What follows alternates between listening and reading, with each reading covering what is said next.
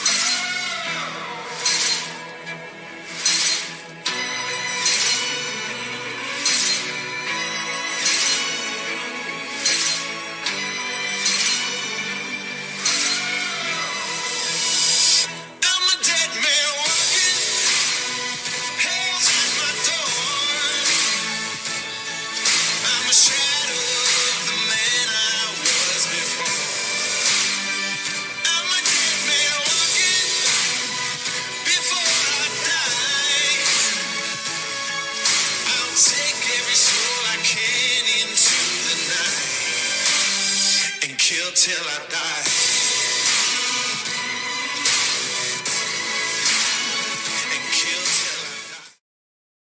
25 seconds to curtain, folks.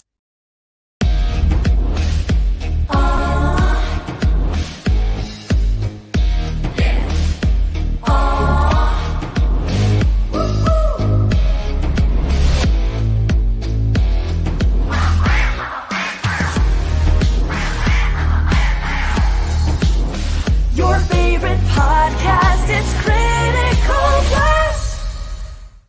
Ladies and gentlemen, please welcome to the show, Laurie Calcaterra. Hi, everybody. I'm so excited to be here.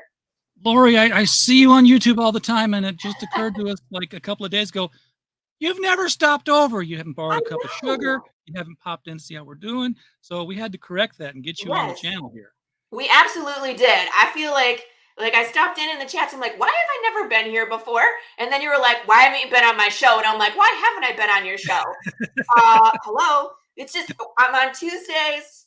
It's a Tuesday, so it works out just fine. We used to say, thank God it's Friday. I tried to make it vogue to say, so happy it's Tuesday. It didn't catch on for some reason. No, Tuesdays don't. No. Yeah, the T-shirt people rejected the acronym and everything. Yeah. But, here we are, and we're talking about Path of the Pale. Well, if I look at a screen now, it says Path of the Roar, which could be another book entirely. Path Path of the Pale Rider. Path of the Pale Rider, which I know less than this about. Oh, we're gonna have fun. This is more than an elevator pitch for me now. So, what is this? Is this because your trailer was like anything but Old West? I know. That was. Well, it's an interesting concept we have. It's a multimedia experience. There is a comic book, but there's also short films and there's riddles to solve. You can participate in the world as much as you or as little as you want. But the story itself, it's a Western apocalypse. Basically, death has been broken. So RJ, imagine your body, you die, but your soul or your consciousness, it doesn't leave your body when you die. So you get to hang out and enjoy your own decay. Oh, nice. Yeah, lovely, right? So fall apart. You don't become like a brain-eating, mindless zombie. It's more like it's just yourself, but your brain is decaying in your skull. So you start to go through like memory loss, indifference, violence. It kind of hits everybody differently, either depending on how they die or like how they're decomposing. So it's a pretty rough place because it doesn't just affect people, it's animals, insects, a lot. There's a lot of infrastructure overpopulation, food crisis. We have so you still got to eat. What's that? You still got to eat then. What are you going to eat though? No, but I mean, if you're dead and you're decomposing, why would you eat? You don't. But that cow that we all once eat is also walking around, still moving after death. So, but you know, it's cruelty free. So I extrapolate stuff like this out to the most ad absurdum, and that is eventually your peat moss. So what happens at this point when you're you can be a pile of bones or a pile of ash and you are still there. There is no escape. There is no shooting the zombie in the head. You're there. There's no rest. You're fertilizing the corn crop. Doesn't matter. Your presence is still there. And it could be haunting people. There's things that can happen once, you're a pile of bones and you're still there. Some supernatural things can happen. But I promise you, we tackle every single issue that could possibly come up. Every issue. So we either tackle it in the book, or we tackle it with the riddles, or we tackle it with the short films. You know what I mean? So Jude, our main guy's name is Jude St. Clair. He's the cowboy. He's 10 years into the apocalypse, and he's like really the only guy still looking for the answer. It's funny. I wrote this script back in 2018. Okay, so before 2020 happened. Keep that in mind. When we got to this crisis of the pandemic, how quickly were we over it? The day after, pretty much for me. I was so totally over it. We were like, we're done with this. We want to move on. You know what I mean? We just want to survive. So that's kind of what this world is. After 10 years, people have moved on. They're just surviving.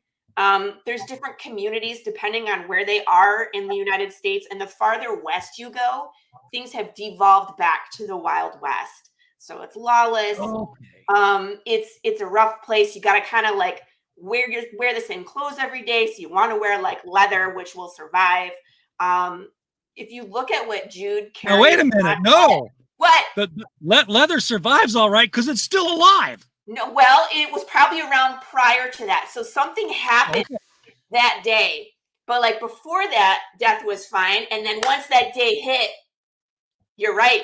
If it was slaughtered after that D-Day, that leather is moving. Okay, you've got to. Yeah, let's go there. Sorry, I'm going everywhere. I'm going everywhere. Okay, so when I theoretically slaughter a cow, I eat the hamburgers, but I don't really slaughter the cow. Right. The hindquarters are going to the butcher down the street. I may put the shank in my own freezer. That head, we're just tossing that out in the dump. Nobody wants that unless they're going to make head cheese.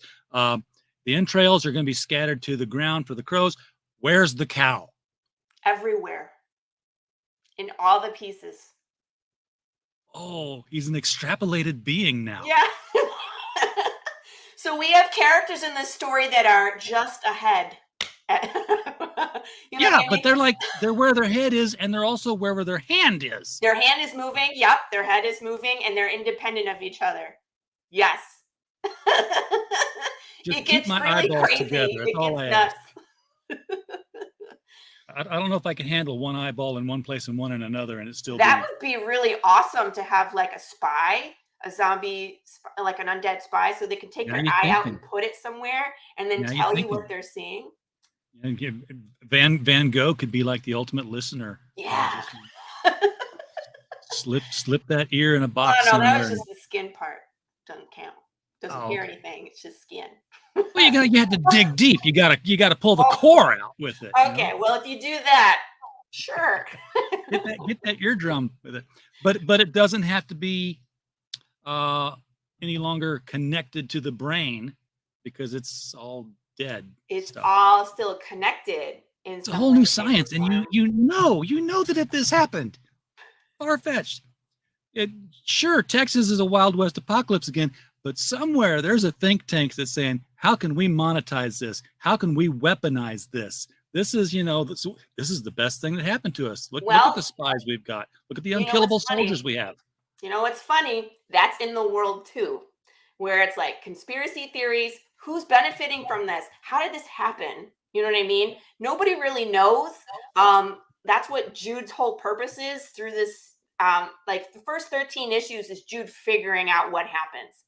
And I do answer this question. That's one of my biggest pet peeves. Sorry, I'm just going to do a quick rant. When you watch zombie apocalypse, anything, film, movies, TV show, they always have the apocalypse is happening, but you don't know how it started. Is it a virus? Where did it come from? Is it aliens? Where did it come from? Like, is it sentient yogurt? Like, what the hell? What is this? Oh, you watched the stuff too. Okay. Yeah, the stuff. That is a messed up movie. Yeah, you know what? I was actually eating yogurt watching that film. The first time I saw it in college, I was like, "Oh, this was a mistake." I'll have to think on that, Woody. Yeah, Woody. First of all, I mean, in order for the cow to be giving milk, it has to be alive. But when the cow is dead, would it still be connected to the milk? I don't know. Probably not, because it's not the milk's not the cow. It's not really, part of their cells. However, if you carve the cow up the day after it dies and you cook it and you eat it and then you flush it, because that's the final destination, cow's still there. The cow is still there, yes. Cow's taking the water flume ride. It's still moving while you eat it. Oh. So it'd be moving inside you even after you ate it. Yeah. You'd actually literally have a Mr. Hanky possibly pop out of the toilet. Yeah, we went there, folks. But I mean, if we're talking about that, let's talk about insects too. Because I was talking about this. Food is a major crisis in the story because animals are, if it's a cow, it's pretty big. And if it's fighting you, not wanting to be butchered, it's going to be a lot more difficult to do that, right? Could we still do it? Maybe. But again, then it's going to be moving. Do you want to eat it? So people are like, well, then I'm just going to be a vegetarian. Now, even though insects don't need to eat when they're undead, insects are kind of dumb. That's all they're programmed to do. That's all they're programmed to do, right? So they probably won't stop. And pesticides don't work anymore. Laurie, we have a problem. Keep going. Keep going. Bacteria. Do you see what I'm saying? Like, it's a big old problem in this world. So that's just that's what's happening in the background. And then we have the people. So the people who are decomposing are becoming, are you cutting head cheese? We're not going to talk about cutting cheese. We already talked about animated Mr. Hanky. Yes. We'll talk about cutting the cheese later. You said pesticides don't work on the insects. That pretty much means that Lysol doesn't work on bacteria. Well, it can still die. The bacteria will die. So it can't replicate and it can't keep, because I was thinking about viruses. They can't keep reproducing if they're technically undead, but they can still be in your body. Yeah. Yeah. So it's like, it's a weird fine line in this world. It's like, there's a million ways to die. But then you don't get to leave. There's no rest. But these poor people, it's like, it's your neighbor, it's your mom, and it affects everybody There is no escape. So when you pass, it's almost like they follow like dementia, brain degenerative diseases, right? Yeah. How long do you get to keep your rights as an undead person?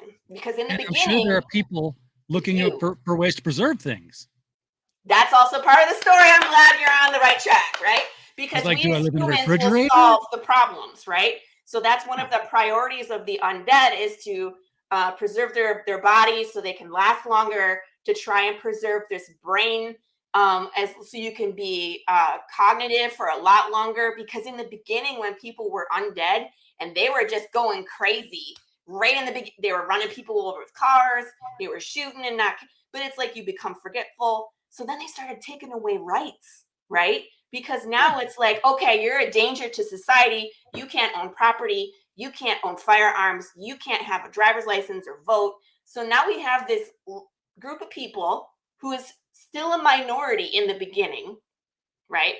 Losing their rights, being upset about it, and it's creating all these ethical situations.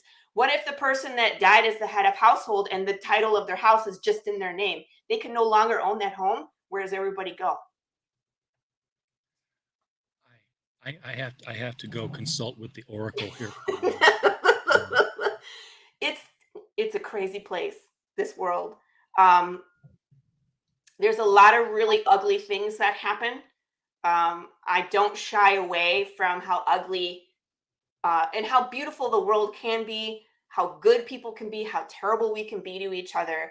I just kind of shine a spotlight on everything and let the reader decide. Because I mean, honestly, if you put yourself in that situation, I don't know. Would you want to live next to an undead? But again, every time you impose something on them, eventually it will happen to you. Yeah. Right. But eventually. Okay, well, first of all, I'm curious about patient zero. When did this first happen? There is, a death in the U.S. every 12 seconds to about 7,400 a year. So it's a minority, but patience wins this race. Yes. Because guess what? You're all coming over to our side eventually. Yes. Yes. Well, and I mean, it creates a power struggle, right? Because and this is spot on for what we're doing for the next short film. We're showing, I'm going to be, okay. So for our short film, let me back up. Every time we release an issue, we release a short film, and we kind of do different topics from the story. The first one, we did a commercial for the undead retirement community. So this place where just show the film, just roll. Okay. I was trying to explain what I'm doing, but all right, Pops just wants just show the film, which I don't have. I have. It's on the share. Whoop. So people can see. This one is shorter. You just have to share my screen. I'm just waiting for you to make it full screen or whatever it is you want to do. You got it. Or I'll just let Pops drive. Is that what's going on? I don't know. Let me click around here. I'll push all the buttons. Here we go.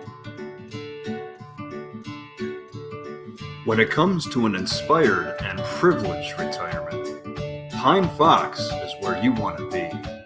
Quality of life, peace of mind, harmony, it's all here.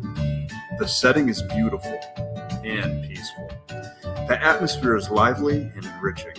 The amenities have something for everyone and every interest.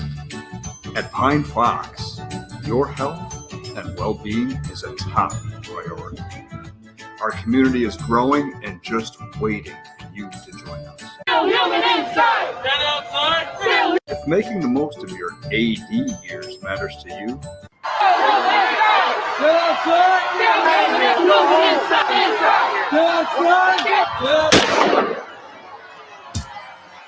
the choice is clear.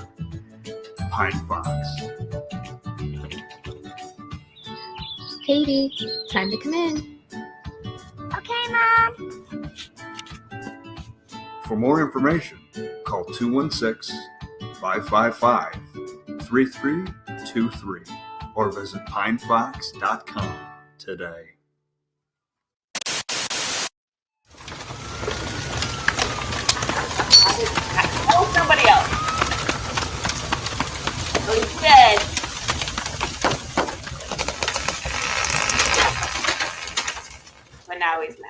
Got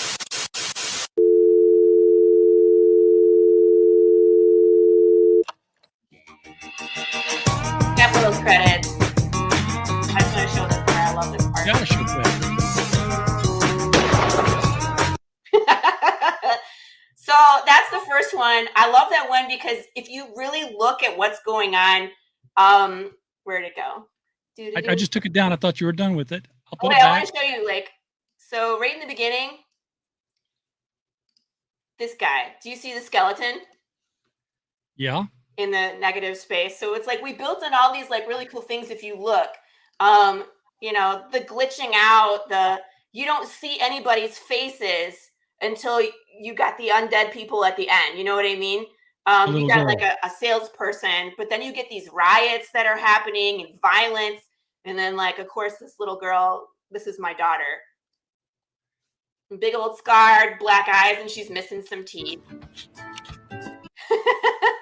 And then like the phone number is 216-555-3323. It's dead, DEAD is what that's spelled out. So it's just like, and it's Pine Fox, but it could be very easily Pine Box. Exactly. That's what they buried you in all the Westerns, right? They're measuring you for the Pine Box.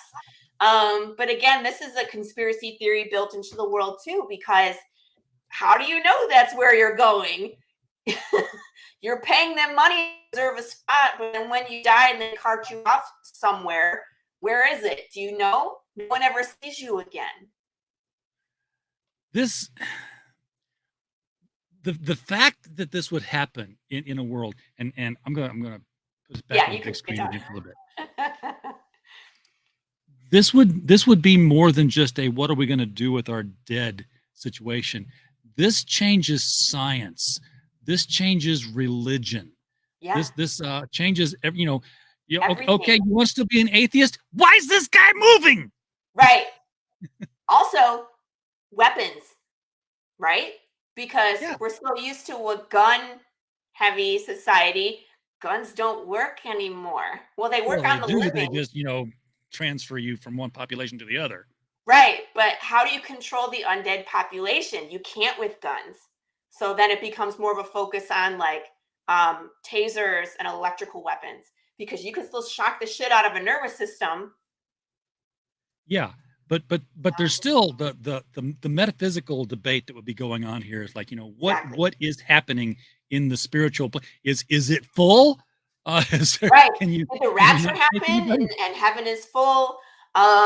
Is something spiritual happening? You're gonna have to wait and find out. I mean, there's a pretty big hint in this name right here. I don't know if anybody knows. It's death takes a holiday is a classic trope. Meet Joe Black. Exactly. Because the Pale Rider is death. It's one of the four horsemen of the apocalypse. When they describe it in Revelation in the back of the Bible, they talk about the four horsemen. He who rides in on a pale horse is death. So the path of the Pale Rider is, where is death? Yeah, War Family Pestilence, they all showed up. Death, he took a side quest and got lost. Right. Who knows? He does that. Damn it. There's so many ways, like people think there's, aliens, people claim it's government, people claim it's rapture, chemicals, food. And somebody's trying to figure out how to put them all back where they go, because you know there's the one guy at least who's sitting in some office somewhere just thinking they all deserve to die. Yes, there are people out there that just want everybody dead. There's people out there that there's different communities. Yeah, that's a fun thing that I play with is like Jude, as he travels on his quest to go find the answer, will go through all these different places where like he just went in issue 2, he went through this town called Santa Claus, real place. Indiana. There's a real place in Arizona. I thought it was in Indiana, but if there's one in Arizona too. Is there one in Indiana? There is. The one that he's in is in Arizona because he's out west. But in Santa Claus, they're not friendly to the undead. They stake them outside the walls as kind of a warning. He walks into the front gates and they're using him as signage, like this way to the bar. And it's terrible because these are thinking people. Some of them can talk and are asking for help. If there's Yeah, a bar, this is tell me there's only one found in propped up Arizona beside now. the jukebox. I mean, but so that's just how they treat them. So there's other communities that are friendly to both living and dead. There's communities where it's only undead, and if you show up at their front door as living, they just shoot you and bring you inside. There's communities that pretend nothing, that there is no apocalypse. They pretend like it's normal. You're going to see all sorts of crazy things. We have undead bears. Yeah, because nothing this does. was out before cocaine bear people. Just saying. So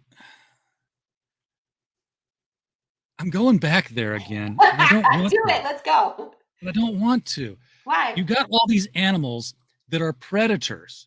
Yep. That are going to do what predators do, which is eat, because they're animals and they're not hungry, but they're programmed to do the one thing they do.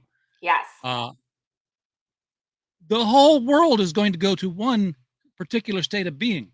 And we always say that it's gone there already, but we can see the path for this. It's kind of gross, and I'm sorry, but it's logical too. Not gonna be poop. The world's going to shit. Yeah, that's where we're going, peeps. There's a wild answer out there. When we get, my favorite issue is number 8 in this first arc, and you find out so much. Like Jude gets a lot of answers, like 8, 9, 10. Like those are the answers. And he has a kind of a wild ride to get to those places. But 8 is like mind blowing, and you will get to see what happened to all of these things. We're gonna Stay tuned for 8, folks, because let me tell you, right now we're just kicking off 3, and it's not even launched yet. So right, we got a little ways to go, but I need your guys' help to get there, because comic book making is no joke. If you want to turn out a serious product, you need to have the right artist in place. We just hired a colorist, and of course, all this extra stuff, the the short films and the riddles, I do all that for free. So when we launch, this money goes right to the comic. And in fact, I haven't raised our goal, but really we need quite a bit more. Well, there's not a goal on this one yet. It's still no, it's just the pre-launch page. But our first Kickstarter, the goal was $45.50. We ran at the same goal for the second one. First one, we ended at 100, I want to say 14%. Second campaign, we ended at 112%. We need to hopefully hit over $6,000 this time, so we can really make the product very good. We're doing all sorts of cool stuff too. I have plans for hot sauce and metal covers and the secret. So I do a secret reward. I didn't bring it with me, but so what the last secret reward was called the Bones of Despair. And there was only a few people brave enough to do this one, right? So what I did is I made a bottle that had ashes and bones in it, wax sealed, and it was all handmade, hand stained. I constructed wooden boxes with hinges. I wrote a poem about how the bones in the apocalypse, it's almost like if you put your ear up to the bottle, it's almost like putting a seashell to your ear and you hear the ocean, where you can still hear the bones talking. It's really wild. So there's 4 of those going out where people get to the handmade box that opens and it has this really cool bottle inside. So that was last surprise one. This surprise one is quite crazy as well. And it's going to be functional. So I've kind of hinted at what it's going to be, so those who are in the know. But I'm only making these one time. So if we're going there and you want a secret reward, this is the one to get. I have so many questions that you will not answer. Maybe I'll answer. Maybe I'll hint. Has this happened before? Which one? The event. Have people have living things stopped dying before in the history of your universe? No, this is it. This is the first time event. Okay, because I'm sitting here thinking of all the other things that happen to people besides or living things other than being eaten and shat out. Cut into pieces is one. I mean, cut into pieces is definitely one. Because listen, when you get bologna, you're getting more than one cow on that slice. You're getting a herd. in that sandwich. Just goes through the grinder. And I'm thinking way, way down the road. I mean, if death is dead, fossil fuels. No longer a thing. well, no longer a thing because, but are they? Well, Because I mean, eventually, still decay. over time, it will still, everything decomposes over time, right? Yeah, There's no getting away talk about from putting that. a tiger in your tank. Right. You could literally be doing that. But here's the thing, the world is getting to be so chaotic. Are the people that are doing those jobs still doing those jobs, or are they going home? It's a lot harder to be a farmer. I mean, it would be crazy to be in the medical field. I can just see a ton of professions just disappearing. So You're a doctor? Why? I mean, yes and no, but like emergency rooms, funeral homes and directors gone. They're out of work. Right. The one safe industry in the entire world is gone, right? It's not safe anymore. Same thing with but like there's always gun the second oldest manufacturers. profession, and oh my God, is that a thing? What's what? The second oldest profession, is that a thing in this world? Yes. You got the guys who like the dead girls, and guess what? It ain't illegal now. Right, because they can consent. Well, how long can they consent for? Can you use undead as slave labor? For all those jobs that are too terrible for regular people to do, how long can they do them for? Yeah, it's a really until they revolt. Hmm? Until there's enough of them to tell you they don't want you to do that to them. Right. Until they start to fight back, which happens. There are riots. They do fight back. There's a whole undead underground, which you will see. You're going to see all sorts of stuff. Wow, we have this really cool device in our comic that's called a disc that you'll see my characters wearing. And it's a round piece of technology that they kind of sling over, and it's when they tap it, it activates it, and it will show a heartbeat, and it has a speaker on it, so it will amplify the heartbeat, right? That was like government's kind of solution for telling people apart, because once the undead started to figure out how to like preserve themselves, it became a lot harder to tell the two apart, right? And if you have one population that one day is just going to snap and you don't know what day that is, you probably want to know who's who. So they came up with this disc, because if you have a heartbeat, you're on one side, and if you don't, you're on the other side. But the problem is it's technology, right? What do we do? Yeah, technology can be hacked. We hack it. Yeah, I mean, all you got to do is just come up with a battery powered pump, cut yourself open, shove it inside, zip yourself up. And there you go. So they're hackable devices. They cause all sorts of problems, but you'll see those show up in the world. Like, I spent a lot of time building this place. I can tell, because I was sitting here thinking, how can you tell if somebody? What if they're dead and you don't think they're dead? Right. See, I don't know if you can see behind my screen, but up top there's Big James the Undead Bear, and below him that's Jude St. Clair from the first issue, and that circle with the red and the heartbeat. See what I'm saying? He's really upset and he's scared. So that's what's happening, is his heartbeat is out of control. It's kind of like wearing a flash or a yellow badge, isn't it? Yeah. So much you can do with this. Yeah, and we do it. By introducing a new element to society, a new minority that's no longer a minority, that's an increasing. Kind of reminds me of the television series, not the movie, because I didn't like the movie, Alien Nation. I haven't seen that one. Oh, well, I'll put it on my list. Flying saucer full of alien slaves kind of crashes, and the overseers are all dead, and the slaves were refugees, and they've been incorporated into San Francisco. It's really good. Gary Graham and Mandy Patinkin. No, Mandy Patinkin was in the movie. But I like Mandy Patinkin, but if the movie version didn't, whatever.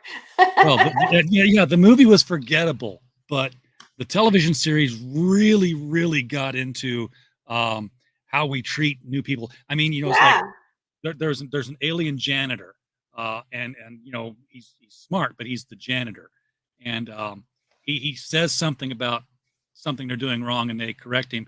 And the black police officer says, "I hate when they get all uppity." I'm like, whoa, they went there, huh? Okay. But again, it's now a new minority, so it's like, Yeah. what's the It's what's the you'd protocol enjoy it. here? Okay, so you've got this idea in your head at some point in the past, and you something says comic book. Why? What is your connection with comic books that made you want to put this here? Have you done comics before? Have you read comic books, heard of comic books? All of the above. So when I wrote this, I actually wrote it as a full-length movie. I come from a background, small background. I'm being modest here. In production, I was choreographing fight scenes and music videos and short films for a production company in Detroit called Coattail Collective. Hello. Lots of people out in the And chat. hello. Hi, Carissa. So basically, I had started that way, and the production company liked my material and wanted me to write more. So I started writing web series for them, and then had this idea and wrote it. It's a full-length movie screenplay. I had no idea what to freaking do with it. It's big. It would take a big budget to produce, like Netflix level, right? HBO level. Because it's long form storytelling now. It's not a movie. What do you mean? Well, I mean, you got 13 issues. You can't do 13.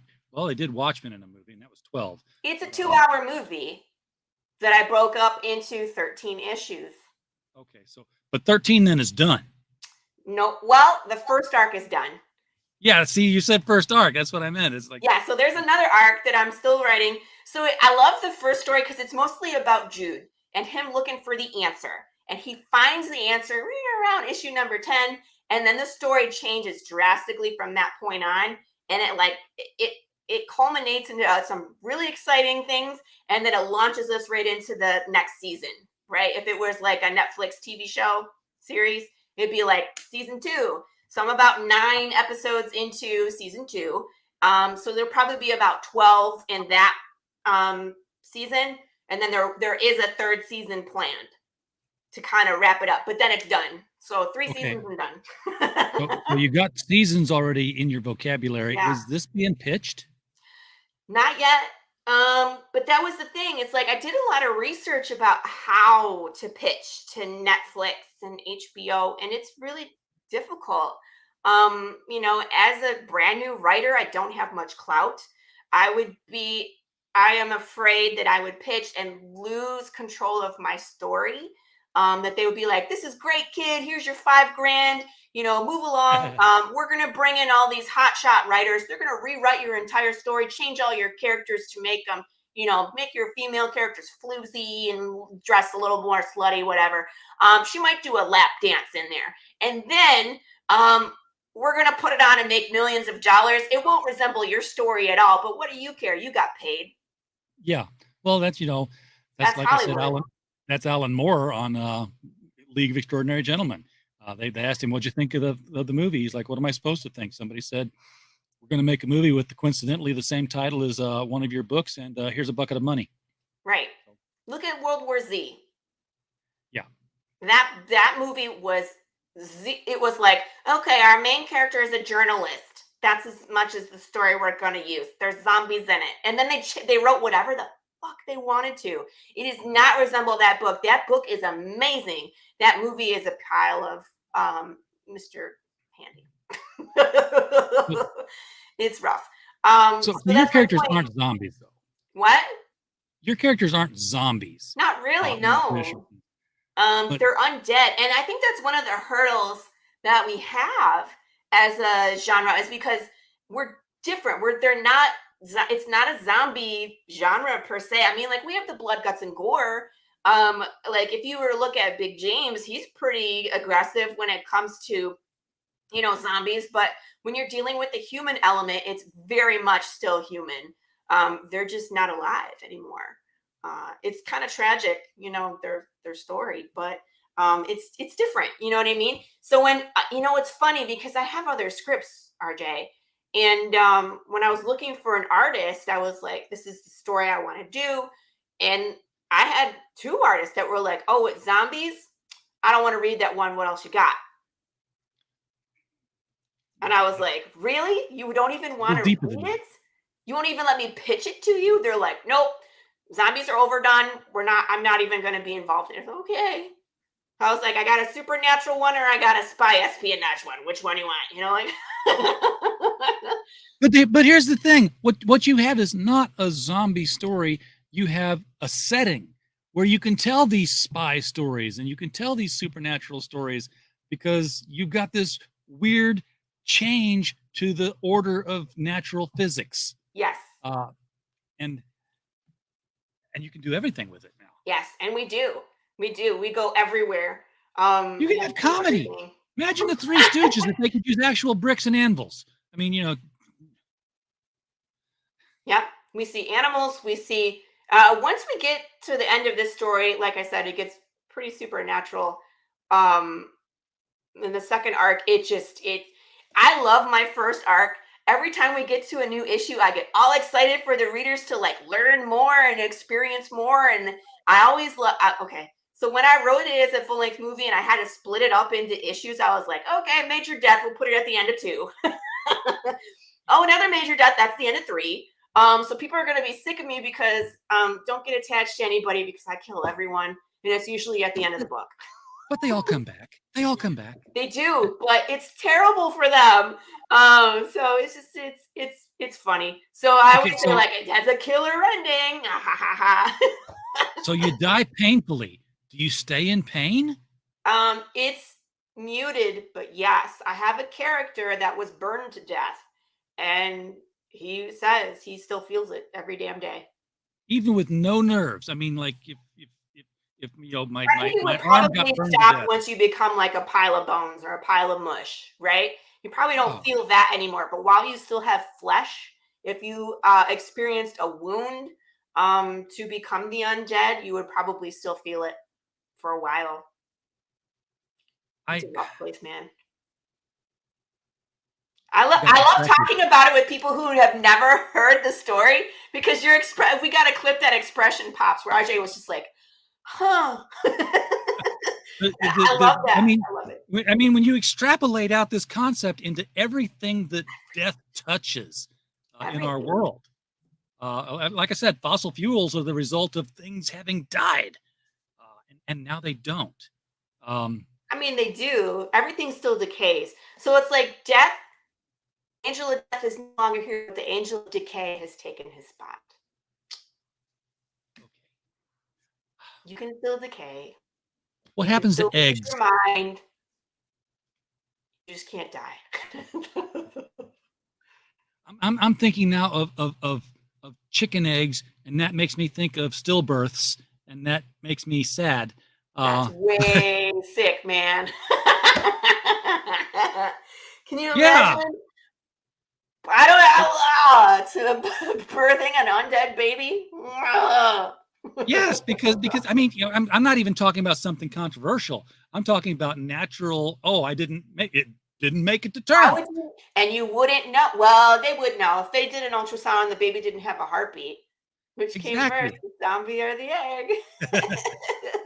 Well, the zombie chickens would stop laying them. We hope they would. They couldn't. You can't reproduce. If we're talking about that profession, that would be much more difficult for the male side because things, no pumping blood, don't function anymore. So, on the Kickstarter, which you're like changing the subject, which we can't see because it's not launched yet. It's not launched. Yeah, that one right there. Beautiful. Is there going to be an option for people like me to catch up? Yes. We're going to have a catch-up tier. I think we're going to start doing trade paperback after 4. So since there's an odd number, 13, we're going to do 4 issues and then trade paperback. So you still have the opportunity to get floppies 1 through 4. And then once we hit that 4 and we do a trade paperback, the floppies, they're collectible items, unless someone makes me an offer. I don't know. And then it's like omnibus of the 13. What's that? Yes. And one big omnibus of the 13. Exactly. So then it was like trade paperback 1 through 4, 5, 6, and 7 is 2, 7, 8, 9, and then 10, 11, 12, 13. Did I count that right? I don't know. I Math. think something got lost. You know what I'm saying? 4 and then 3 and 3 and 3. So we equal 13. And then we can do an omnibus. Yeah. That's where we're going. So 3 has a catch-up tier. It's funny because I love naming my Kickstarter rewards weird things. So last Kickstarter was called Winner Winner Chicken Dinner for the catch-up tier because you got to catch up, right? So there's 2.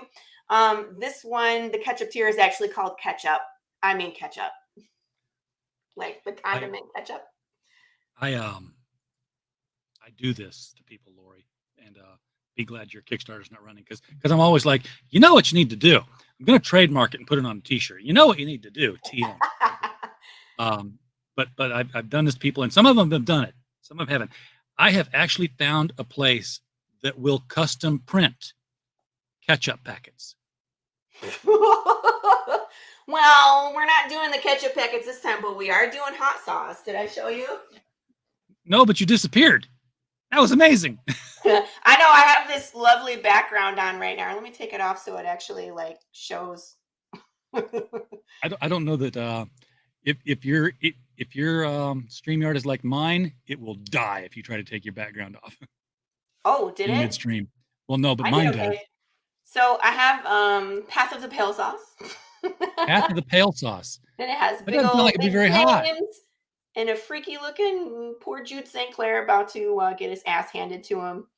And then, of course, this one was made by, if you're familiar with Christopher Brown and Big Sexy. So they made these, but I'm going to be making my own. He's going to send me the label PDF so I can make more of this. My friend Brian claims that this is a great recipe for Bloody Marys. Oh. So on the ketchup tier, you can get hot sauce. I was like, maybe we'll do ketchup on the next one. Or that would be funny if people did the ketchup tier and I sent them ketchup packets. Yeah, well, apparently they print them empty. You still have to fill them with something, inject them, and then seal them. I really want to put ketchup in with the comic books. I wouldn't either. Because I have flashbacks to freshman year of high school, and we carried all our big duffel bags. We didn't have backpacks when I went to school. You know, when the dinosaurs would eat you on the way there. Yeah. Somebody put a ketchup pack under my books in my duffel bag so that when I put it down on the floor, just and of course, everywhere. You know, I'm oblivious, so I don't smell it for a couple of days. For a couple of days? Yeah. No. It was 83. It was 83, and I didn't get all my books out of the bag all the time. When I finally said, "Oh, something's crusty on it," it was dry. It was easy to clean. Well, at least there was that. Wasn't my book. Left a big old stain from the vinegar. Yeah, and on the canvas of the bag. So it was a little ripe. You know what old ketchup smells like when you leave it out for days? Doesn't everybody? Gross. I'm You know what? I'm thinking there's like a million different paths I could question you on now. And talking about paths, yes. last Kickstarter, I also wrote a choose your own adventure book. Nice. So you can put on the hat and boots and go walk around the wasteland and run bounties, see how long you survive. Not going to be long, trust me. Everything wants to kill you. But it's fun. It's like in that you can play it as many times as you want. You can see some of the characters that are actually going to show up later in the story. So you have like an insight of who some of these characters are when Jude St. Clair comes across them to know like, oh my God, that's the Skinner. He better run. But Jude doesn't know who it is. So it's like you have more knowledge about what's happening in the story than the character does. You get to see some really cool stuff. You get to become undead. You got to make some hard decisions. And if you make it all the way to the end, you get to take on a persona, which is really cool. And then they show up in the books too.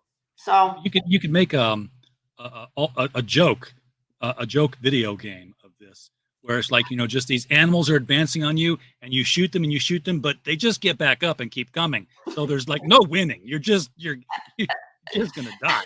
We were actually talking about doing a like 8-bit Oregon Trail style where you're going through the wasteland with your little character, but when you die, it becomes a first-person shooter.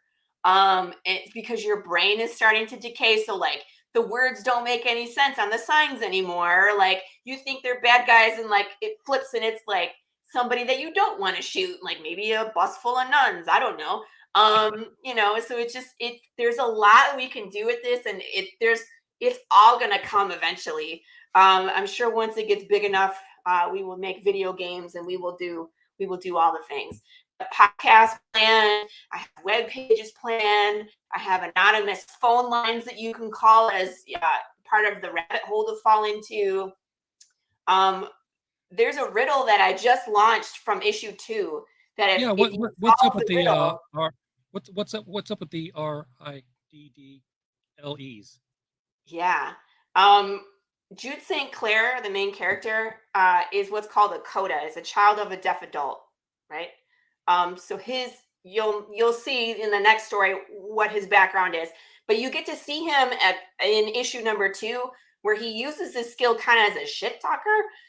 He's very sarcastic. So he's sitting there playing a game of cards, and he's like, "Oh yeah, you're so smart," and then he's like spelling out douchebag with his hands. You know what I mean? Or like the T-shirt that has Jude St. Clair doing this. That's a ASL for bullshit, right? So you'll see that come into play, and that's actually what you have to solve is the riddle on the back of number 2. There's a riddle spelled out with hands. So first you have to figure out what it says, and then you have to solve the riddle. And if you tell me what the answer is, one of my characters will send you something. This is a game that's playing you now. It is. So we have fun. I have fun. It's like lots of shenanigans to do to participate in. So I've got no campaign to look at. How big is the book, and how much is it going to cost me? The first issue is in black and white. So if you go to my webpage, I think you can buy the first book for like $5. I still have copies. Laurie is kind of a genius. Why? Thank you. I have a shop in the webpage even.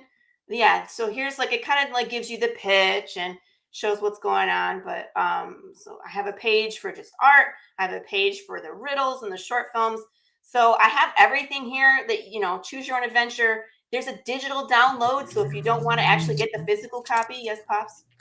Mm-hmm. Yeah, Pops is here. Wait a second. Is this issue 1 yes. physical? $5? Yeah. Okay, Laurie. I have issue number 2 on sale. Oh, there it is. Issue number 2 is on sale right now for $12.50 if you want to get a physical copy. The Kickstarter, when it comes out, issues will be like $15. But that also includes a digital download. So Pops is holding something that looks like it's digest size. Is that correct? No, it's a standard size. No, it's a comic. Oh, you got big hands, Pops. Thank you very much. Thank you very much. I'm not touching that one. Well, there's the riddle. That's the riddle on the back for the first one. Go ahead, make me big for a minute. Let me show this thing out. Yeah, this is the riddle on the back.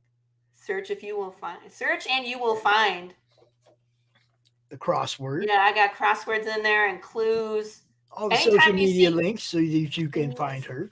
Yeah, if you see keys or if you see skeleton hands pointing, RJ, I'm trying to show you something. Check him out. These are actually people that backed the Kickstarter. This kid is the son of one of the backers who did the immortality level in campaign number 1. So they got drawn into the comic. There's actually two immortality backers in that one. There's 2 in issue number 2. We have another one coming up in issue 3 where there's going to be lots of spots. I actually have a backer level coming up in issue 3 where you can get mauled by Big James, or the undead bear that everybody loves makes a cameo in 3, and he mauls somebody. So that could be you if you wanted it. There you go.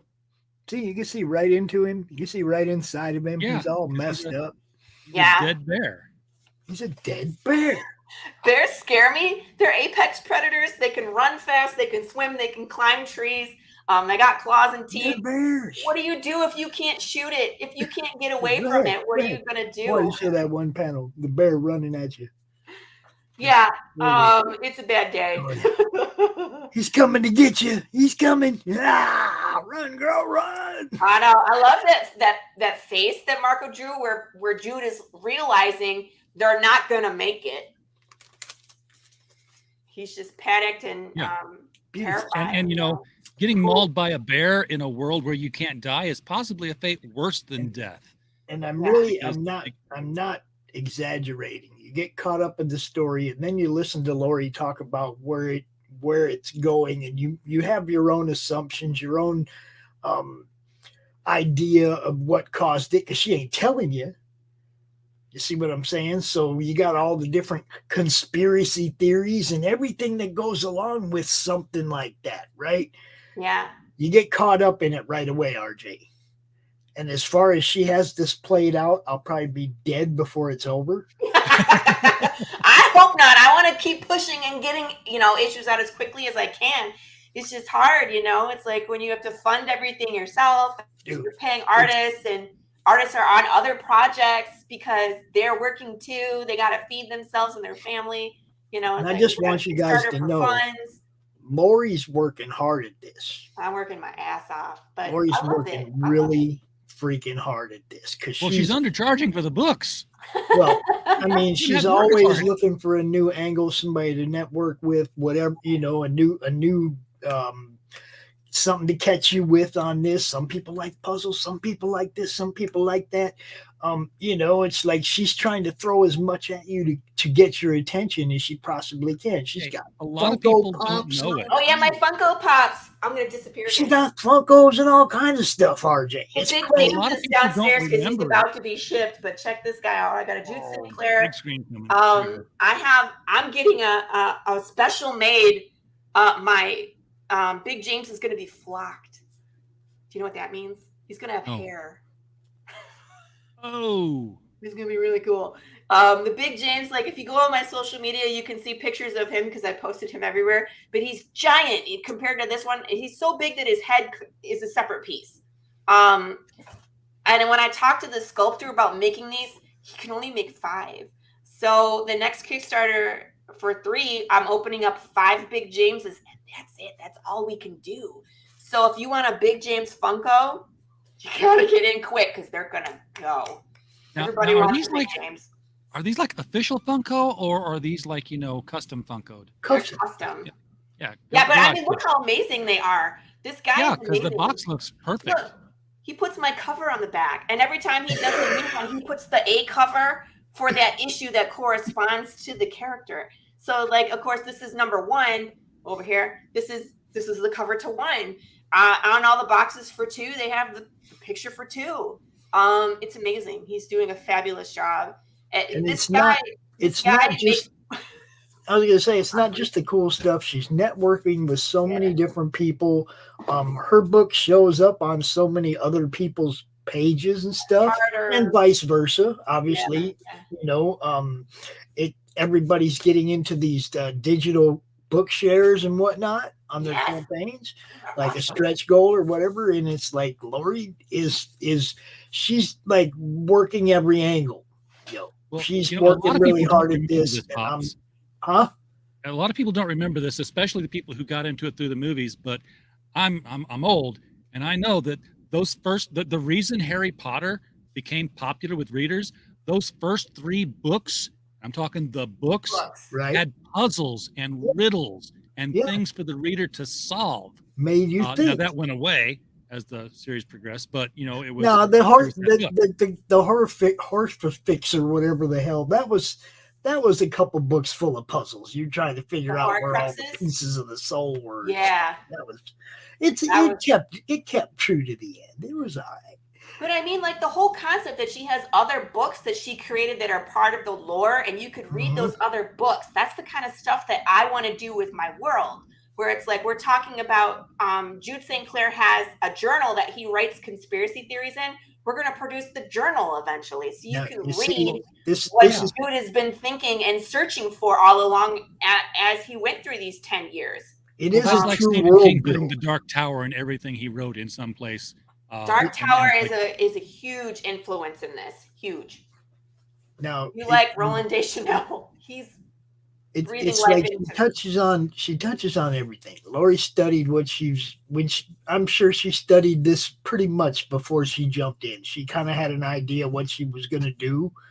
I worked on it for a long time. Look, as soon as I met her and saw the passion of what she was doing, I was like, you need a show.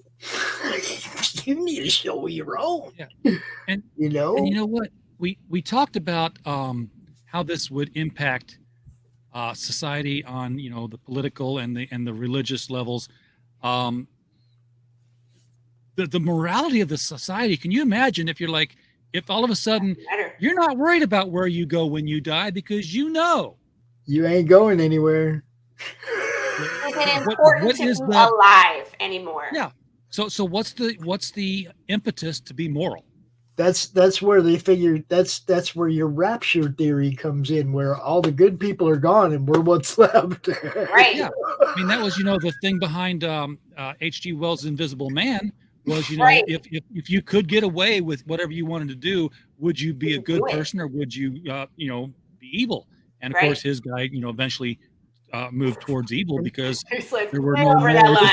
This is my favorite part. You have the let's call them human rights or inhuman rights groups, the undead rights groups that are fighting to make sure that these people don't lose their homes and their status and everything, even though they're going to decay into a puddle in their living room eventually. You know, it's like, what? But you know what? I mean, like, if it's your mom, it's your dad, it's your spouse, the legal and moral, want to keep them with you. You can take care of them for as long as possible, maybe. But the it's legal and moral implications. Yeah. But it's not all altruistic.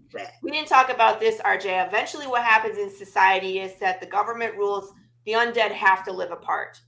They cannot stay. And they create a police force called the Collectors to do exactly that. They go in and they collect the undead and they cart their asses off to the undead. Bring out your dead. Bring out your dead. No, it's more like get on the rail car. It's more like get on the rail car. Exactly. It's more like people are hiding their loved ones in their house from these collectors because they'll show up and they'll take anybody. Kids, parents. And what if you're a single parent and your kid is alive and you're undead? Hi, Dawn. Hi, Dawn. Hi, Dawn. Now, and you don't know if this government agency has an obligation to keep them alive, or if they're just being thrown in a wood chipper and served up as Soylent Green. You don't know where people are going. Once they're taken by the collectors, no one sees them again. Okay, Laurie. Once you retire to the next video. Huh? Show the next video. You want to see the conspiracy theory one? Just show the next video. Yeah. I'm thinking of Boxer planning to go to the pasture, which no one's ever seen or come back from. All right. Good. These videos are great too, RJ. I love this stuff. Oh, we can watch this.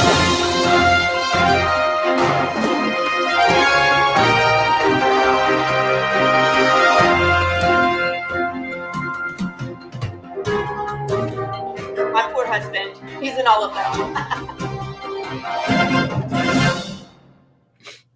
Good evening. Thank you for joining us on Channel 13 WDED. I'm Lewis Landon. As you know, we've been following this crisis as it develops. And now we'd like to go live to Ellie Brock on location, talking to you, the viewer, on what you think caused this horrific crisis. Ellie, good evening. And how are you? Hello, Lewis. How are you? I'm here on location today. We're going to walk the streets and see what people have to say. Hello. Thank you for joining me this afternoon. You got it. What do you think broke the death process? The witches. It's the cats. You know, if I had to pick one thing, it'd be the aliens. Aliens. Yes, aliens. Where did they come from? Outer space. Why do you think the death process is broken? I can tell you. It's that damn That's the question. And a lot of you are going to say the government. I know, in fact, most of you are going to say the government. I think it's the government. No comment. Do you want to talk about what you think broke the death process? No. Sir. What? Sir, do you have a second? I'd like to ask you a question. It has to be Anthony Fauci. None of this is the reason death was broken. I honestly think it's vaccines. Vaccines. Causing undead and what's causing the human form to turn into the undead. And it's not just death. Think about it. This makes sense. No comment. Wait, are you saying we can't die? I think it's the food that we eat. It's in our candy. I'm not answering no questions. Is it even real? Look at that guy. But maybe it's not. Maybe it's not. I bet it's the cats. I know it's the cats. She really dislikes cats. Genetically processed now. So GMOs. Remember the pygmies? I think they're back. No fucking comment. It's the nanotech technology. A pale horse, and he who sat upon it was death. Can you elaborate? Look, man, I don't know. Back off. Maybe this is all just a really bad trip. Then you people, I think you guys are all at fault. The media, the government, Big Pharma. You guys know who did this, and I won't stand for it. No comment. It's in our coffee. We can't die? Well, I mean, your body dies. So where can people go to find this information? Google. That's what I Google. Just Google it. Not the yogurt. It's in our drinks. Can you be more specific? No. Is there a cure? I don't think so. Honestly, I think there's a colony of pygmies, and I think they are out casting voodoo spells. That blueberries got me real concerned. It's in the brisket. Yes. It's in the barbecue. Brisket. Look around you. How many deaths do you hear about? A lot right now. So of course it was the witches. They're the smartest people in the world.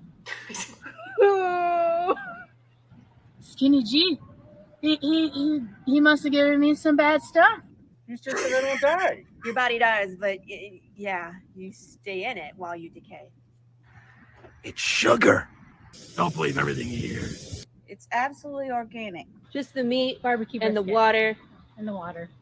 and the vegetables. That's the limits of life. It's McDonald's. It's McDonald's broke down. And the reason I say that is if you think about it, their food don't actually burn. Their food was designed to be consumed by the dead. But see, if you take it, then you die. So it's the consumption of eating the food that only is made for that do not die. You get what I'm saying? It's McDonald's. It's McDonald's. It's just a bad trip. I love her. Crazy. It's crazy stuff. I'm gonna go rob a bank. See, morality gone. Absolutely, yeah. Oh my God. I don't know why the dead don't fucking die. Look at me. Look at me. Put the phone. And there you have it. We've spent all day asking people what they think. There's some truly wild accusations out there, and let me say, we really have no idea.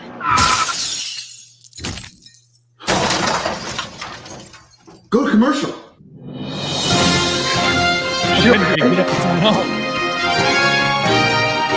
Somebody call 911.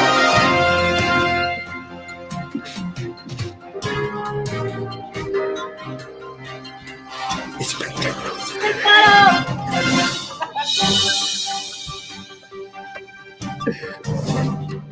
I love that animation. I'm gonna use it on everyone. And now, Laura, you're in the middle of making another one. Yeah, I am. We already started filming. This one's gonna be a heavy lifter. It's horror. It's gonna make you feel uncomfortable.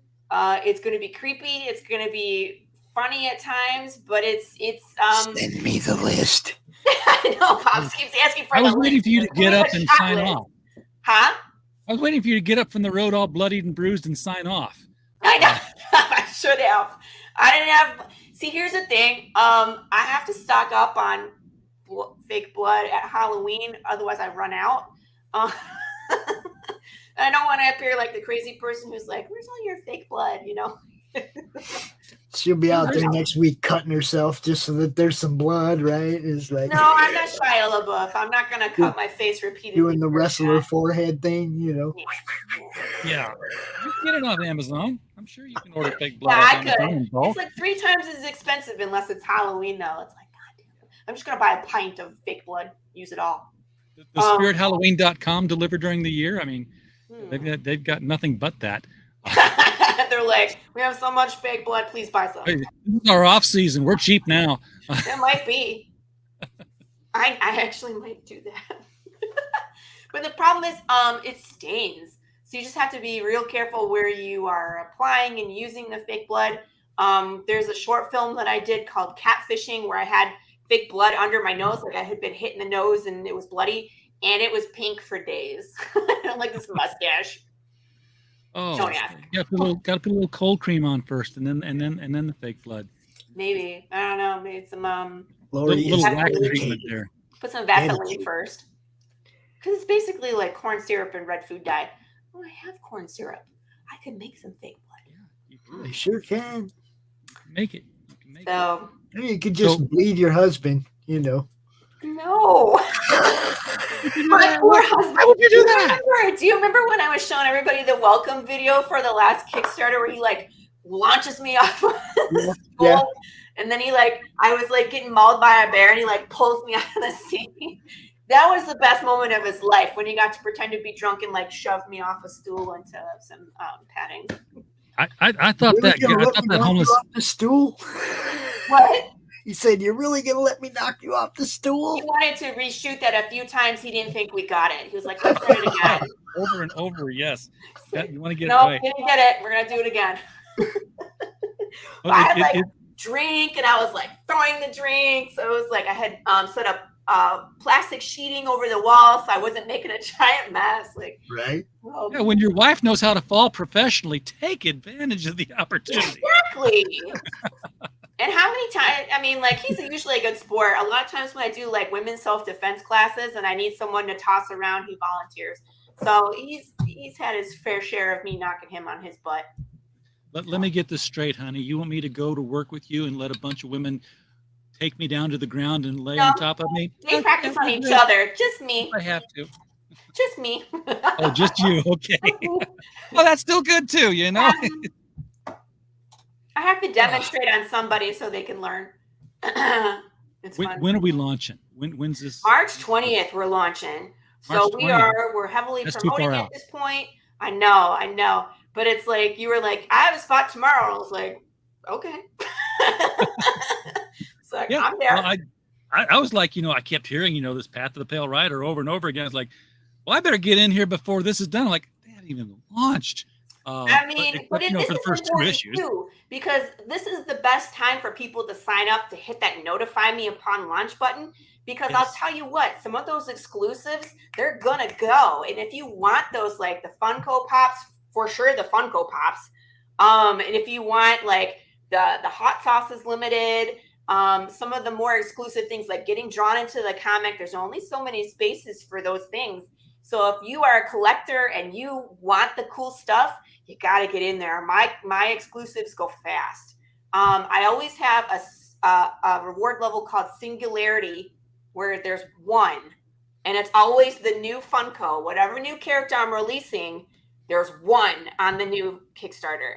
And then everybody else, there's 5 spots available for Big James, right? Okay. So the next one that's coming is Dwayne Fink. For everybody who's read the comic knows who Dwayne is. That's going to be hilarious. But that one's always like, I have this one lady that loves that Singularity, and she's usually the second backer, so it's gone. See what I'm saying? Like, if people know it's coming, you want to get in there and grab stuff. All right. You know what? I've got nothing else to ask here. I would just be going in circles. I'll wake up in the middle of the night tonight, and I'll be thinking, nothing dies then. What about this? I mean, what about plants? Plants don't die. Water them anymore. I got distracted a little bit earlier in the show because a fly got caught in my Venus flytrap here. I was like, ooh, yes, it works. But that's cool. But now that fly's not going to die. It'll still be digested and eaten by the plant, but it'll still be in the digestive system. Oh my God. So what happens to the intelligence of something that gets eaten? Is it in the body of the person who ate it until it passes? It sticks with the raw material. So like you said, we all become shit. Okay. So it's not like, I had a hot dog and it happened to be the vat that Jimmy Hoffa was tossed into. And now I'm sitting here. Now you're hearing voices of Jimmy Hoffa in your brain? Yeah. No, you can't assimilate someone else's spiritual connection. Okay. But I was thinking like, it could pass through you. I mean, I don't think you can't really tap into it, but But do people believe it? Are there some people who might believe it? Believe what? But believe that, hey, you know, the intelligence stays with the body. If the body's in me, the intelligence is in me. Let's try a little cannibalism. You know, there's cannibals in real life, so Jude could experience cannibals in the story. If it's something that you could experience in this life, there's crazy people out there believe all sorts of shit. They exist. There's crazy people in that world too. We have a cult. We have a valley of just one? Not just one. I was gonna say. There's one specific one that's running rampant in the West specifically. We have the science angle behind it. There's all sorts of stuff. There's experimentation. You name it. Like, I want to see their social media accounts. Hey, me, still alive. Yeah. Like, no, you're not. Yes, I am. But that's part of the mythos too. It's like, I'm still alive. Please don't come collect me. I'm working just fine. And then they start like misspelling things and launch little black balloons on their profile page. Says, I've now been officially dead longer than alive. Yay! Right. Until they come collect your ass and do whatever with you. Put you through the my window. dead-iversary. All right, Yeah. Laurie. This has been fun. Thank you so much for agreeing to come on and talk with me about this. My head is full. That's great. I love it. I love it.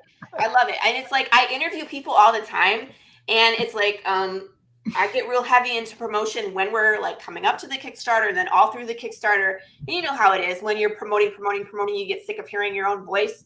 But it's been a while. I run a Kickstarter since October, so I'm like, yeah, let's talk about the story, man. So I love coming, and especially getting on shows that I have not been on before, and where people get to experience what Path of the Pale Rider is about from scratch. I have a blast. Well, So I just want you to know, Laurie, that RJ is an accomplished author and editor himself. Oh, yeah. And I've done some stuff. I can see the wheels turning right now. I can see his brain trying to wrap around your world build. And Pops has read some of my Destroyer stuff, the Remo Williams works. That sounds cool. And I just got done with The Devil You Know Better, which RJ edited a bunch of short stories. Yeah, and I just got done with the last one. Mike Barron's was last. Cool. Yeah, I'll share something with you on stream here, Pops. There's only one story in it that I went meh. The rest, I thought they were all pretty good. They were, you know, a lot of different angles on Lucifer, and you know, it was really good. I was quite satisfied with that one. We just today opened up the reading period at Critical Blast Publishing because we are, you know, Critical Blast Logistics, Critical Blast Podcasting, Critical Blast Publishing, and Critical Blast Consulting. We have a big house. You wear a lot of hats, sir. Yeah, we just today opened up the reading period for our new anthology, which is The Monsters Next Door. So we'll be reading on that for the next 3.5 months. This is the cover that Sim or Jim O'Reilly or somebody redesigned live on the air. Really? No, I redesigned it. I was just told how to do it. Yeah. Art Fisher was the one who was saying, yeah, that sucks. Somebody was like, you need to do this and you need to do that. And RJ just started doing it. I can do that. Right? If it can be done in PowerPoint, I can do it. There you go. That's what I do it all in. This one here, it's just it looks like a horror book, but as you saw with The Devil You Know Better, that looks like a horror book too, but it can be comedy, it can be noir detective, it can be science fiction. All different angles of stories. There was even an Elvis story. It was fucking great. Absolutely. As long as he's not singing in the ghetto, it's okay. I'm not telling you whether he was or not. Don't sing that song. You get killed in my story if you sing that song. Well, I scared someone across the road when they were singing that song in their car. It was like immediate death. Nobody gets killed in your story. Everybody and nobody gets killed in my story. Everybody and nobody. If you kill everybody who sings in the ghetto, the chorus just gets louder. No! That's when we got to start removing like the lower half of their mouth. What if all the zombies start singing it? Oh, we're taking off jaw at that point. No more jaw. But this book here is again open to all genres. It is you may live in a cul-de-sac subdivision. You may live in an apartment building in New York. You might live on a ranch out in Montana. Doesn't matter. Wherever you live, it's real world, normal type setting, except it may be you might be next door to a Cthulhu summer house, or Dracula may have taken the apartment next door to you, or there may be aliens who moved in on the cul-de-sac. We don't know. That's what the writers. That's why I love reading this stuff. The writers just treehouse may be your treehouse may be occupied by Wookiees. You never know. Exactly. But that's awesome. But that's for later. This is not my show. This is Laurie's show. So we're No, going to end that's it fine. by That sounds awesome. we're end it by telling everybody that the link to this Kickstarter is right below the video. You should have clicked on it a long time ago and hit that notify me button. If you're watching this on replay, do it in the now. chat. It's in the description. Yeah, I'm sure it's everywhere. If you're watching this on replay and you click on it and it's live, just throw money at it. Just be done. You won't be There's a lot of disappointed. good stuff coming. You definitely won't be disappointed with anything that you get that Laurie's doing, because she's putting her heart and soul into it. I promise you.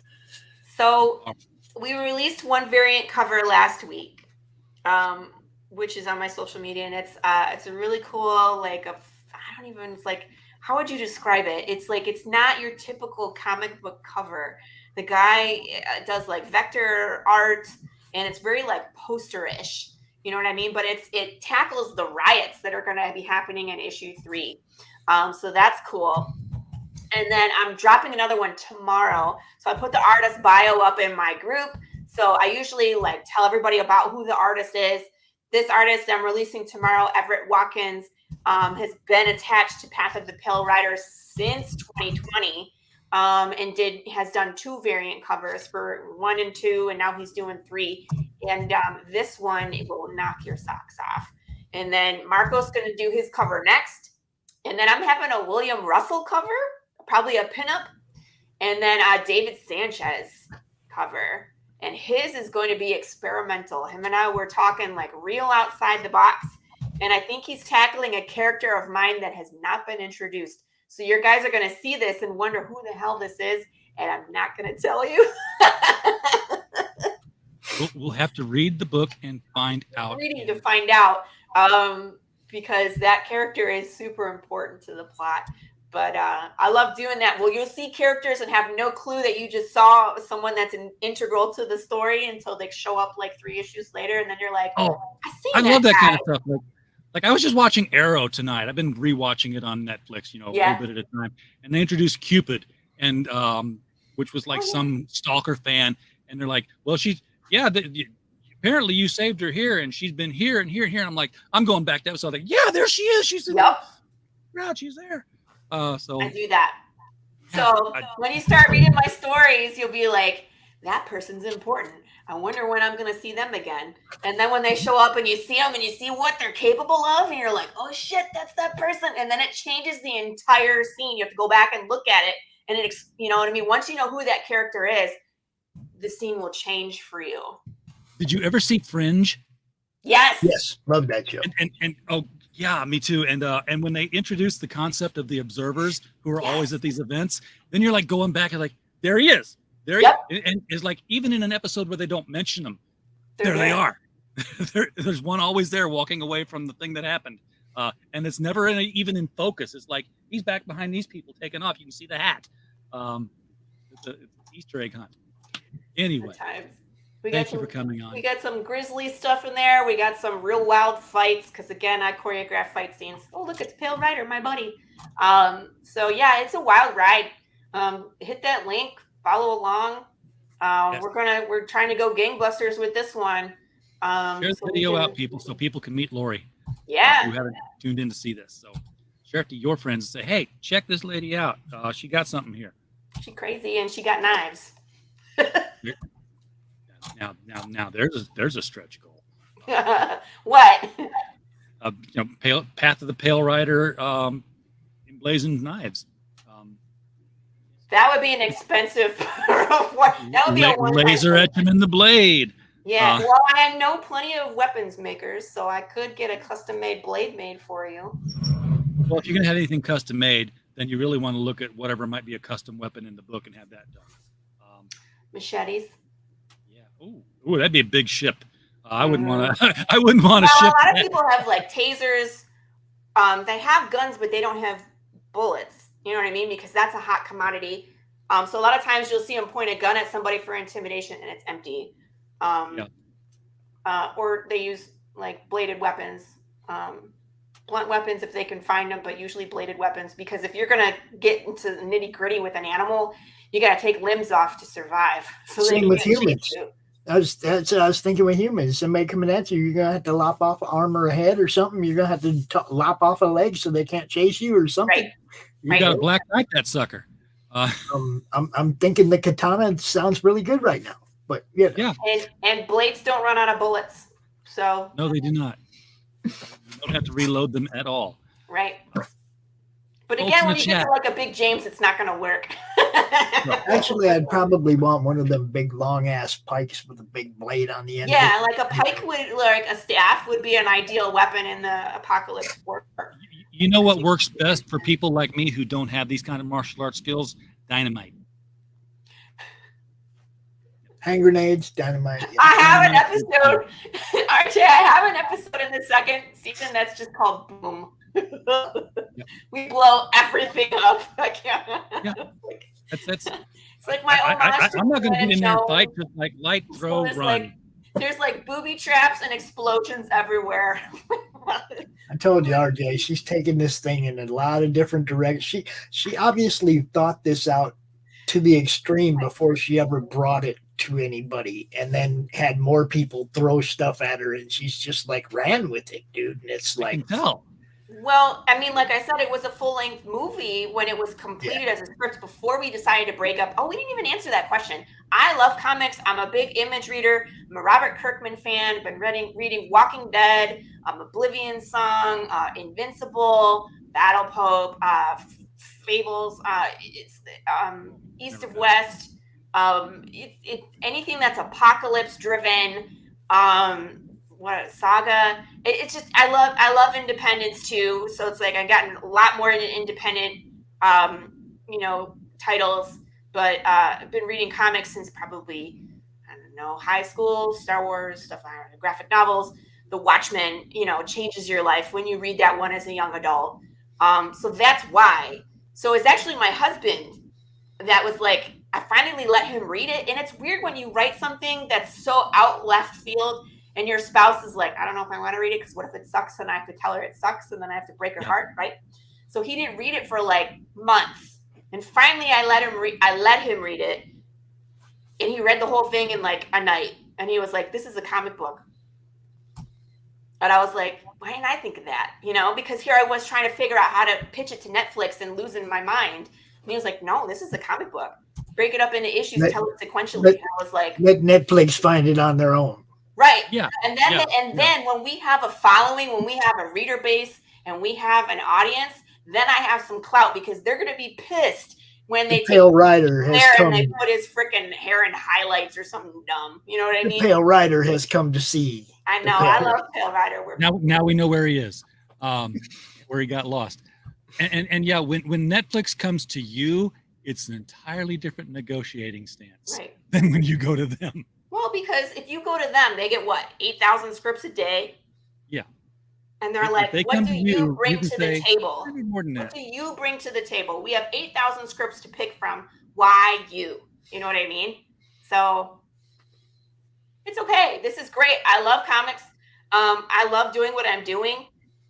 Even though it's new and it's hard and it's stressful at times, I embrace the suck because once I get past that, and then it becomes, look what I did. Look what I stuck with. Look at the people that came with me because we stuck with it. As a community, we all grew together and we're all succeeding together and we all get to eat.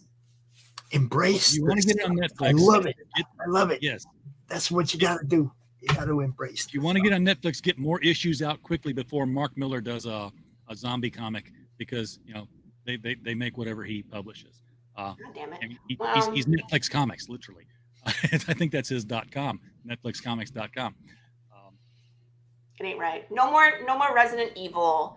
What was it? I just saw like Paramount Plus is trying to do a prequel to Pet Cemetery. It's like, God damn it. Can we get something new? Can we get someone like myself that has a new script to be like, hey, let's change the genre again? Doing a Okay. prequel to It called Welcome to Derry. Is that happening? Yeah, that's happening. Come on. We got that redo of Interview with a Vampire. Why, people? You know, it's like Why can't we redo stuff? Redo the stuff that sucked and try to make it better. And quit. That's quit what doing- I said. You don't redo good stuff. You're supposed to remake the stuff that crappy so we can get a better view of it. But then they're like, Good there's no stuff, audience, there's no butts in the seat. Things all changed when it went to streaming, because we got rid of DVDs and DVD releases and that second form of income. You had box office and then you had DVD release. DVD release income is gone. Streaming I still income buy is 'em. way different. So now you're starting to see why the movies are different. They're all action. They're all guaranteed. They all follow the pattern. There's nothing experimental anymore. No, it's or all very few instant and far between. gratification time. What? It's all instant gratification now. That's what it is. That's And why I they're love not your taking story, any because your chances story is because going way out they wanna lose there, money. and it's going to drag me along with it. So I'm a fan of the never-ending story. You know, don't kill your characters off. If you do, you better have some spin-off shit ready to go, because if I got invested in it, I'm gonna be pissed when it's over. Well, let me say, by the time we get to the end of mine, by the time we get to the end of the third season, it is well wrapped up. There is an ending that is well planned out, and it's been planned out since the beginning. So I'm doing a Breaking Bad. I'm not doing a Dexter. We'll just put it that way. Okay. But at that point, it's time that these characters rest, and I got lots more in this brain rolling around. And if you enjoy, warped things, I got, secret agents and espionage that is way wicked. And I got supernatural. I love twist endings. I'm that person, RJ, when we watch a movie and it's like, that guy did it. And you're like, no, he didn't. I'm like, you watched. That guy did it. Laurie, I can't tell you the number of times I've interviewed comics creators on here putting out their #1 issue, and I'm like, I wonder if this is why that's happening. And they're like, oh no, we couldn't tell you. And then like, okay, I'll give you a hint. I had the guys for Pocus Hocus on, and there was like this magical bunny that follows the magician around. I was like, please tell me he talks. No, he doesn't talk. And second issue pops out, damn thing's talking. And I was like, what? They said, I know, we had to lie to you. It was like, you hit like 3 plot points of the book, and we're like, shh, this guy's derailing the whole thing. We can't talk. Yeah. Yeah. I'm that way too. Or it's like, I'll say it and then it happens in the movie and I'm like, God damn it. Like to the point where my husband's like, I don't want to watch movies with you no more because you spoil it. I'm like, sorry. Well, I used to do that with when my ex-wife was watching Hallmark Christmas movies, and then I figured out it's really not fair. It's all one plot. It's the girl from the city going back to her hometown, meeting guy in plaid shirt. Yep. And falling in love, being conflicted about it. And realizing her boyfriend back in the city is an asshole. And oh, I don't watch the Hallmark Channel. Someone was like, you ever seen The Notebook? And I was like, no. And they were like, you haven't seen The Notebook? I was like, no. I will never see The Notebook, people. That's not my cup of tea. I like Clint Eastwood movies. I like sci-fi, horror, drama, and martial arts. That's where I live, and that's what's in this story. So There you go. there's no Notebook in here. There you go. RJ, Laurie, I'm gonna get out of here and let you end the show. we're all gonna get out of here. Look, Laurie, always a pleasure, my dear. Y'all tune in Tuesdays, 11 a.m. Laurie does a show that kicks ass. One of the Yeah, we have shows fun. on the network. I know Doc don't believe it, but it's one of the better shows on the network. He's just jealous. RJ's out here every, Monday through Thursday and Friday with the LCS guys, and he does all kinds of stuff. And look, man, fulfillment, all that shit. Go to RJ. Just call RJ. You're so busy. I don't know how you do it. Y'all have a great night. You too, Pops. Laurie, launch this thing, then come back here and do it again. Okay. We'll go over the tiers and we'll try to raise some money. Heck yeah. Guys, nobody ever buys on my show. They don't. No. I don't know what it is. Like last campaign, like every show I did, the number just stayed the same. But then like the next day it went up. So they must be watching. I had one show where somebody did a refund during the show, and I'm like doing the refresh, and the number went down. It's like, oh man, like, Yeah. like no one's gonna come out if we're going to go backwards. Like, God damn it! Don't go on that RJ guy's show. You Don't go on lose that money. No, Everybody in the chat. I had a great time. There's some shows that are so stuffy. You go down there and they're like, oh, not here. Yeah, you're yeah, like, yeah. I don't. This is fly by the seat of my pants. I have no idea what I'm going to say until I open my mouth. I think it depends for me. Like it depends. Like Jorge Medina came on, and him and I are buds, so I didn't plan anything. I read his comic, and I had questions in my mind that I wanted to ask about what he was doing. But like he brought on another guest who I'd never heard of, and I was just like, okay, tell me about yourself. You know what I mean? So it's just again, just see where it goes, and it's always a lot of fun when you do it that way. Most of the time. Most of the time. Most of the Everybody time. in the chat, thank you for being here tonight. We don't have a show without you. We're just a podcast falling in the woods otherwise. And of course, while you were here, as always, we just hope you had a blast. Good night, everybody. Hey, yo, it's me, Pops Fan Marmalade, and you're watching the Comics-Related Madness Network. So come get some. CromCon.